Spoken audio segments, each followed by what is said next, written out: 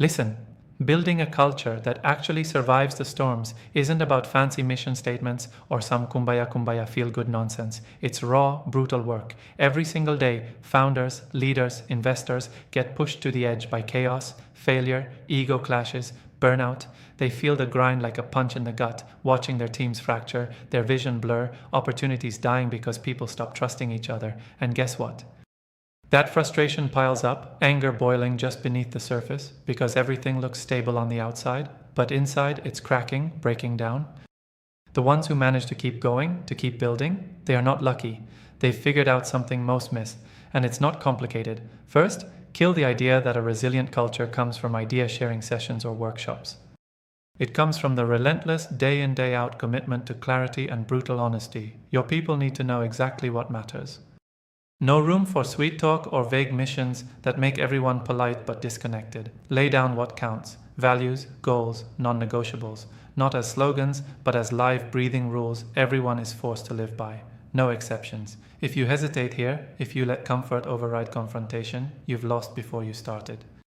Next, demand accountability like it's oxygen. Don't just hand out feedback, make it a weapon. When someone misses the mark, call it out immediately. No buffering, no fluff. The best cultures treat accountability as the backbone of trust, not a source of fear. If your team starts dodging responsibility, that's the first sign your culture's already rotting from the inside. Insist on showing up and owning it every single time without excuses.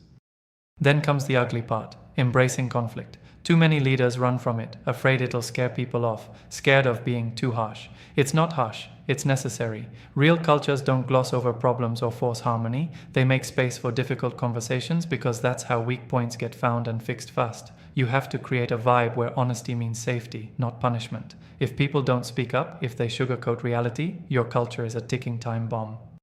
Now, here's something most don't get. Resilient cultures don't just survive change, they chase it. They aren't stuck in yesterday's playbook or comfort zone. They build habits around rapid learning and quick adaptation, encourage experimentation, not just innovation buzzwords, but real fast cycles of trying, failing, and changing course. Everyone on your team must become obsessed with one question: what am I learning right now, and how will I change because of it? If they can't answer that, you're setting yourself up for collapse.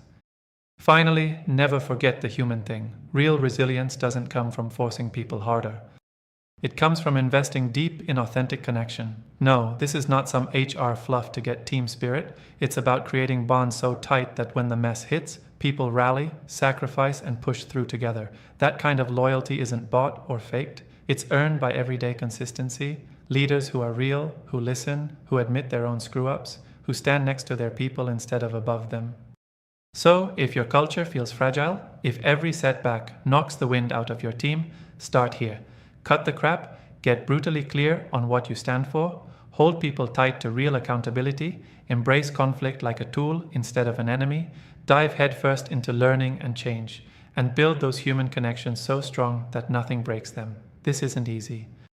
It's messy. You will make people uncomfortable. You will face your own limits. But this is the only way to build a culture that doesn't just survive, but thrives no matter what hits. And that makes all the difference between fading away or leading the future. Subscribe to our YouTube channel and open the featured link to learn more.